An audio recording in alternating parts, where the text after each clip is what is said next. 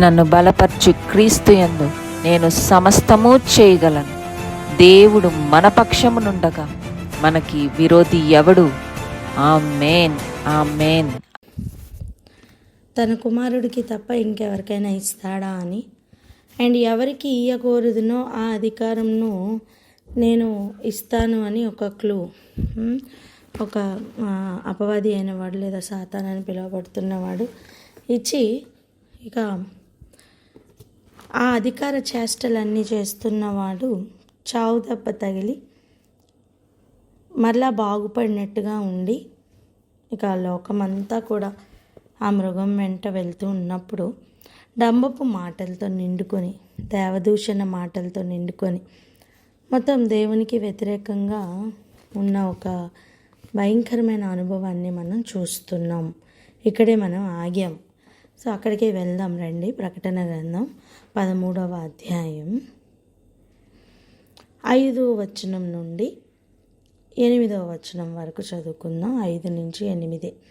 డంబపు మాటలను దేవదూషణలను పలుకు ఒక నోరు దానికి ఇయ్యబడెను.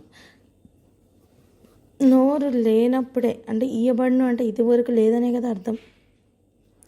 లేనప్పుడే దేవదూషణ ఇంతగా జరుగుతుంటే అధికారపూర్వకంగా పూర్తి స్థాయిలో పనిచేయడానికి దేవుడు వదులుతున్న టైం ఇంకెలా ఉండబోతుంది?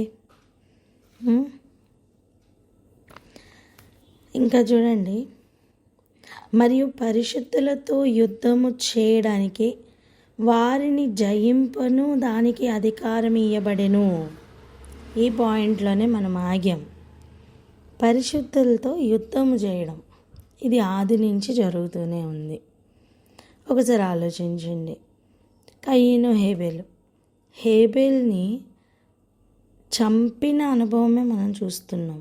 అంటే అక్కడ దుష్టత్వమే జయించినట్టుగా కనబడుతుంది కదా. ఇప్పుడు చెప్తున్న మాట ఏంటి? పరిశుద్ధుల్ని జయించే ఒక అనుభవం ఉంటుందట. జయించడానికి కూడా అధికారం ఇవ్వబడిందట. ఒకసారి ఆలోచించండి. యోబును టచ్ చేయడానికి, పనిష్మెంట్ చేయడానికి లేదా పరీక్షించడానికి పర్మిషన్ తీసుకొని వస్తున్న అపవాది డైరెక్ట్గా ప్రభు సన్నిధి నుండి యోబు యొక్క కంచెను దాటి లోపలికి వెళ్ళడానికి ఎలా పరిగెట్టుకుని వచ్చాడు. అలాంటిది పరిశుద్ధుల్ని జయించడానికి అధికారం ఇవ్వబడుతుంటే వాడు వదులుతాడా? ఒకసారి ఒక మాట జ్ఞాపకం చేయనా? పేతురుతో దేవుడు అంటారు, నిన్ను అపవాది అడిగాడు జల్లెడ పట్టడానికి, శోధించడానికి, నేనే అప్పుడే వద్దని వేడుకున్నాను అని చెప్పలే? అప్పుడు ప్రభు చెప్పిన మాట ఏంటి? ఫస్ట్ నువ్వు బలపరచబడిన తర్వాత నీ సహోదరులందరినీ స్థిరపరచడం సాధ్యమవుతుంది, ఫస్ట్ నువ్వు సెట్ అవ్వని చెప్పారు. అలా పరిశుద్ధులు జయించడానికి, పరిశుద్ధుల మీద యుద్ధం చేయడమే కాదు, వారిని జయించడానికి అధికారం పొందుకొని అపవాది కదలబోతున్నాడు నాన్న. అంటే పరిశుద్ధులు అని పిలువబడుతున్న వారు లేదా పరిశుద్ధతలోనికి పిలువబడిన వారు, పరిశుద్ధులుగా మార్చబడడానికి పిలువబడిన వారు ఎంతగా వారు ప్రతి పరీక్షకి రెడీ అవ్వాలో ఆలోచన చేయమని చెప్తున్నాం. ఇంపార్టెంట్ క్వశ్చన్స్ ఇచ్చి ఇవి వస్తాయి ఎగ్జామ్లో చదవమంటే ప్రతి ఒక్కరు చదివి పాస్ అయిపోతారు. టెక్స్ట్ బుక్ అంతా ఇచ్చేసి కూర్చొని ఇప్పుడు చదవండి అని చెప్పి వాళ్ళని ప్రిపేర్ అవ్వమని చెప్పి ఇంకో పక్కన ది టఫెస్ట్ పేపర్ని తయారు చేసిస్తే ఎలా ఉంటుంది ఆ ఎగ్జామ్? ఎంత భయంకరంగా ఉంటుందో. ఈ దినాలు కూడా అలాగే ఉండబోతున్నాయి. కానీ ఆ లెవెల్లో పరిశుద్ధతను, ఆ లెవెల్లో పరిశుద్ధతను మెయింటైన్ చేస్తున్న పరిశుద్ధులు మాత్రం ఎంతగా వాళ్ళు ఉంటారంటే,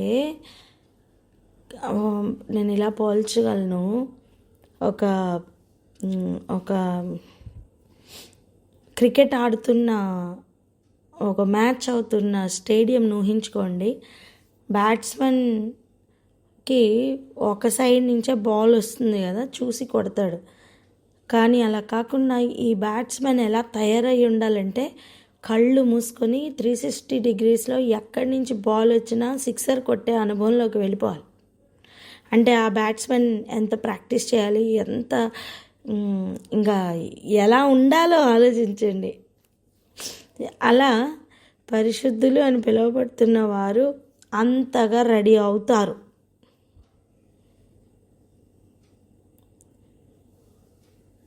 ఒక పక్కన క్వశ్చన్ పేపర్ అంత టఫ్గా ఇస్తున్నారు అంటే స్టూడెంట్స్ కూడా అట్లా రెడీ అవుతున్నారనే కదా అర్థం, అవునా? సేమ్ అలాగనే యేసుప్రభుని అరణ్యంలోకి తీసుకుని వెళ్ళి బాప్తిసం అవ్వగానే పరిశుద్ధాత్ముడే తీసుకుని వెళ్ళారు. దేనికి? అపవాది చేత శోధింపబడడానికి. అంటే సంఘం శోధించబడే సమయం అది. ఆమె నేను చెప్పండి.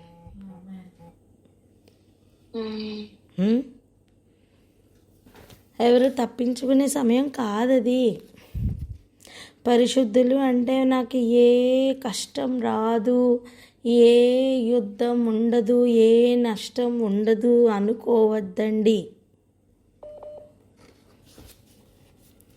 మీ పరిశుద్ధతను అపవిత్రపరచడానికి సకల ప్రయత్నాలు జరుగుతాయి. వాడు ఫెయిల్యూర్ అని, ఓడిపోయాడని మరలా నిరూపించబడడానికే తప్ప మీరు పడిపోవడానికి కాదు. పరిశుద్ధులు అని పిలువబడుతున్న వారు పడిపోవడానికి కాదు.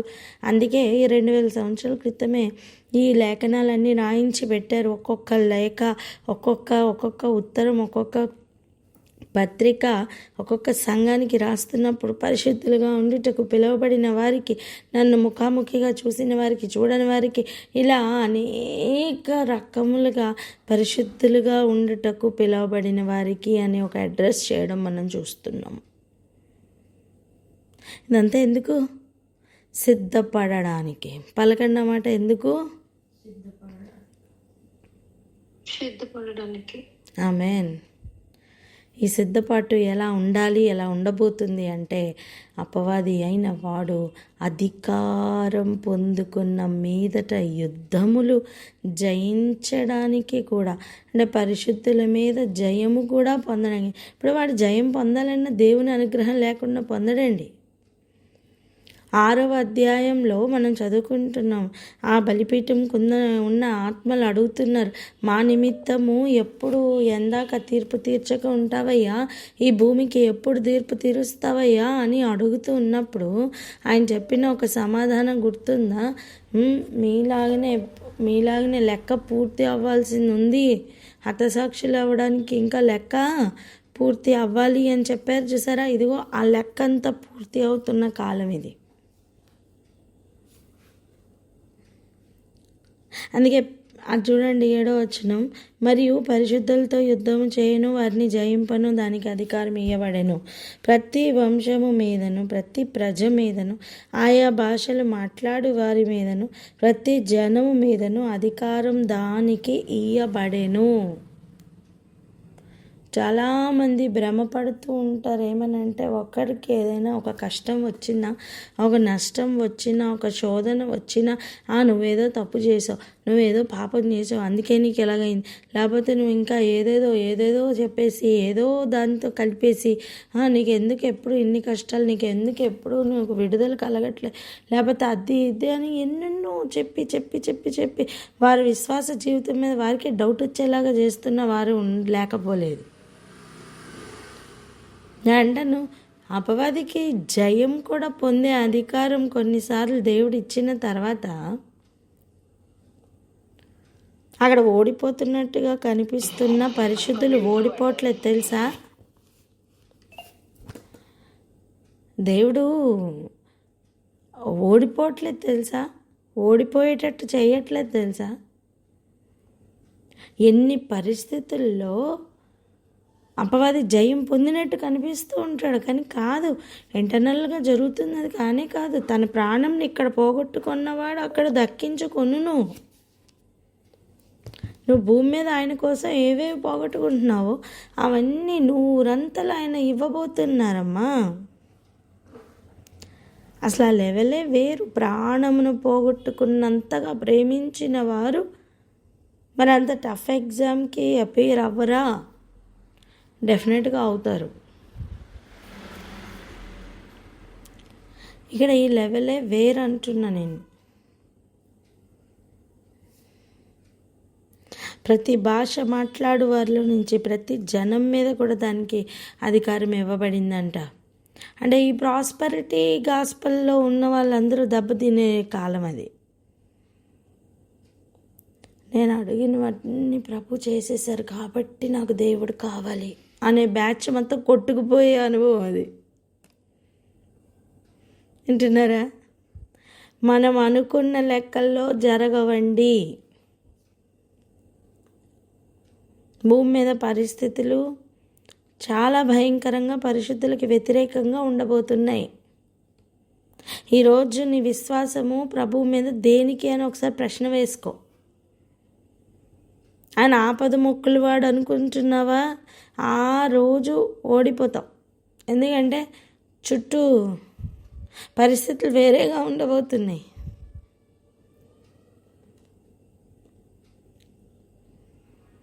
నాలుగైదు ఇంపార్టెంట్ క్వశ్చన్లు చదువుకొని అవే వస్తే అవి రాసి వచ్చే అనుభవం కాదది.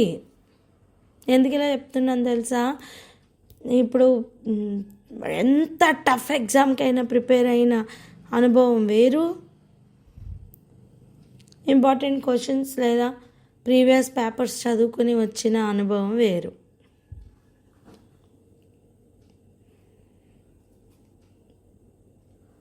అల్ప విశ్వాసంతో ఉన్నవారు కానీ అవిశ్వాసంతో ఉన్నవారు కానీ నా ఫుల్గా పరిశుద్ధతలోనికి వెళ్ళని వారు కానీ ఈ పరీక్షలో ఓడిపోతారు. ఒకటే, వానికి జయించడానికి కూడా అధికారం ఇవ్వబడితే వాడు వదులుతాడా? ఎస్పెషల్లీ పరిశుద్ధులకు హాని చేయడానికి వాడు అధికారం పొందుకుంటే వాడు వదులుతాడా? నీ చుట్టూ సైన్యాలకు అధిపతి అయిన యెహోవా కంచె ఉన్నంత వరకు వాడు తాగలేడినానా? కానీ వాడు అధికారం పొందుకొని వచ్చి జయించడానికి వచ్చిన తర్వాత వాని యొక్క ప్రతి వెర్రి వేషము, ప్రతి వెర్రి చేష్ట వాడు వాడు వాడు వినియోగించబోతున్నాడు. వాడి దగ్గర ఉన్న యుద్ధాయుధములన్నీ వినియోగించబోతున్నాడు. వాడి దగ్గర ఉన్న యుద్ధాయుధం ఏంటి? మూర్ఖత. నీ దగ్గర ఉన్న యుద్ధ ఆయుధము సత్యం అయితే వాని దగ్గర ఉన్నది అబద్ధం అమ్మా.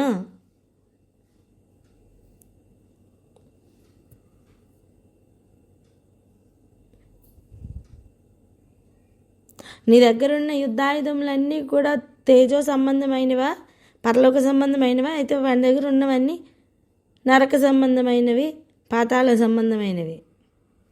నేను వాణిని హైలైట్ చేయట్లా. అసలు అటువంటి దుష్ట ప్రయత్నమే ఇక్కడ లేదు. నేను చెప్తున్నది ఏంటంటే పరిశుద్ధుల లెవెల్ మారాలి అని చెప్తున్నా. పలకండి ఒకసారి మ్యూట్ తీసి.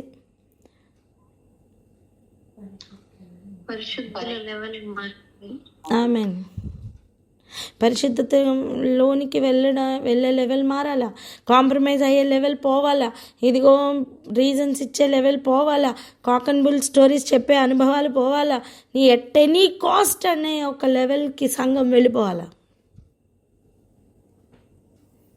ఆ ఎట్ ఎనీ కాస్ట్ అనే ఆ cost it may value a life.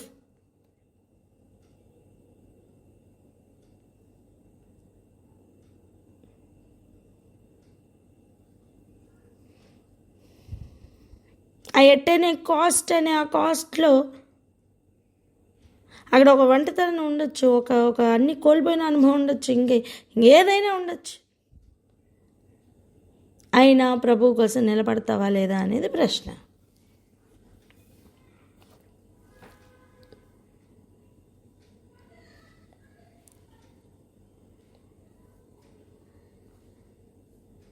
ఈ అనుభవం ఇంకా ఎంత భయంకరమైన అనుభవం తెలుసా?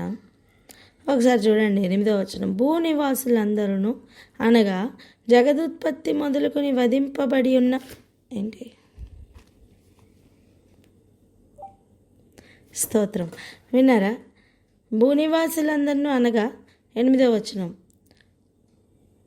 అనగా జగదుత్పత్తి మొదలుకొని వధింపబడి ఉన్న గొర్రెపిల్ల యొక్క జీవగ్రంథమందు ఎవరి పేరు వ్రాయబడలేదో వారు ఆ మృగమునకు నమస్కారం చేయుదురు. ఎవరెవరి పేరు జీవగ్రంథంలో లేదో వాళ్ళందరూ కూడా నమస్కారం చేస్తారంటండి.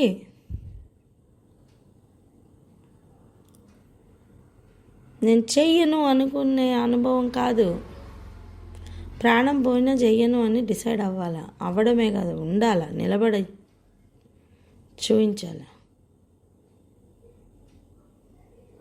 వీటి గురించి ఇంకా అనేక విషయాలు రేపు నేర్చుకుందాం. ఇక్కడ ఆగి ప్రార్థన చేసుకుందాం. దేవ, పరిశుద్ధంగా ఉండడానికే మేము పిలువబడ్డాం. జరుగుతున్న మోసాలకి చాలు. ఇదిగో ఈ లెవెల్ దాటి నేను బలపరచబడి నాతో ఉన్నవారిని బలపరిచే పాకానికి మమ్మల్ని తీసుకొని రండి అని ప్రార్థన చేద్దామా? చైతక్క ప్రేయర్ చేస్తారా?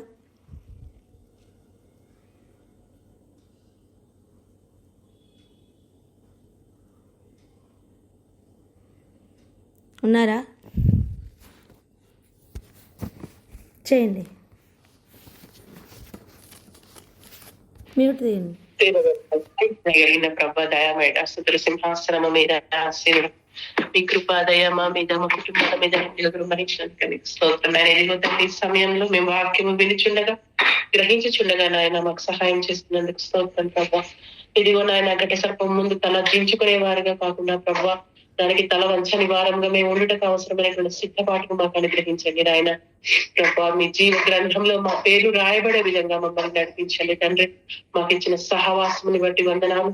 వాక్యం వినిచుండగా గ్రహించుచుండగా నాయన ఆ విధంగా జీవించడానికి మాకు నేర్పండి. అదిగో ప్రభా అంత్యకాల దినములలో దగ్గరగానే ఉంటున్నాం ప్రభా. పరిస్థితులు చుట్టూ ఉన్న మనుషులు అన్ని కూడా తండ్రి ఇదిగో మీరు చెప్పేటువంటి సూచనలతో సరిపోలుతున్నటువంటి సమయంలో ఉంటున్నాం ప్రభా. జ్ఞాపకం చేసుకోండి తండ్రి. నాయన భయపడి తండ్రి ఇతరులకు భయపడి మనుషులకు భయపడి కాక ప్రభా, ఇదిగో దేవాది దేవుడు మా పక్కన ఉన్నాడన్న ధైర్యంతో ముందుకు నడిచేటువంటి నీ సైనికులుగా మమ్మల్ని నడిపించండి నాయన. మరి మీ చిత్తమైతే ప్రభా ఎత్తబడే సంఘంలో మేమందరము కూడా ఉండడానికి మాకు సహాయం చేయమని తండ్రి మీ కాపుదల్లో మమ్మల్ని ఉంచుతూ తండ్రి ఇదిగో మీ వాక్యము ద్వారా మమ్మల్ని బలపరిచి నడిపించమని మా ప్రభువును మీ ప్రియ కుమారుడు యేసుక్రీస్తు నామమున వేడుకొంచున్నాం తండ్రి. ఆమేన్. ఆమేన్. అందరికీ ప్రైజ్ లార్డ్.